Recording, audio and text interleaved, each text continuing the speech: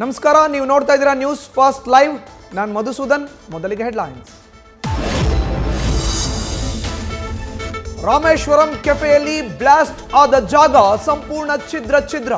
Wash basin ಪಕ್ಕ ಮರ ಮತ್ತು ಪಿಲ್ಲರ್ ನಡುವೆ ಬಾಂಬ್ ಇಟ್ಟಿದ್ದ ಆರೋಪಿ. ಸ್ಫೋಟದ ತೀವ್ರತೆಗೆ pillar granite piece.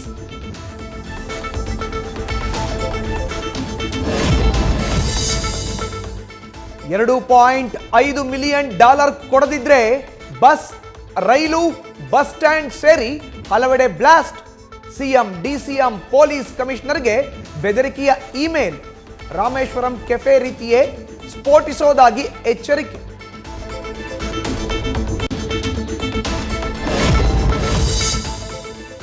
CM, DCM ಕಚೇರಿಗೆ ಬೆದರಿಕೆ ಇಮೇಲ್ ಬಂದಿದೆ. 2 ದಿನಗಳ ಹಿಂದೆಯೇ ಮೇಲ್ ಬಂದಿರೋದನ್ನ ಸ್ಪಷ್ಟಪಡಿಸಿದ ಡಿಸಿಎಂ ಡಿಕೆಶಿ. ಪೊಲೀಸ್ ಕಮಿಷನರ್ಗೆ ಇಮೇಲ್ ರವಾನೆ.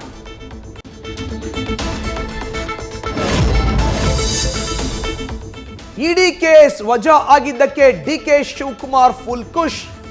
ಇಲ್ಲಿಂದಲೇ ಸುಪ್ರೀಂ ನ್ಯಾಯಮೂರ್ತಿಗಳಿಗೆ ಸಾಷ್ಟಾಂಗ ನಮಸ್ಕಾರ ಮಾಡ್ತೇನೆ. ಕಷ್ಟದ ಜೀವನದ ಅತ್ಯಂತ ಸಂತೋಷವಾದ ದಿನ ಎಂದ ಡಿಕೆಶಿ.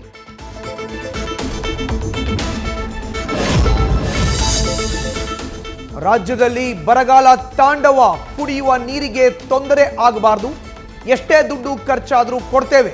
ಪ್ರತಿ ತಾಲೂಕಲ್ಲೂ ಟಾಸ್ಕ್ ಫೋರ್ಸ್ ಮಾಡಿದ್ದೇವೆ ಎಂದು ಸಿಎಂ ಮಾಹಿತಿ.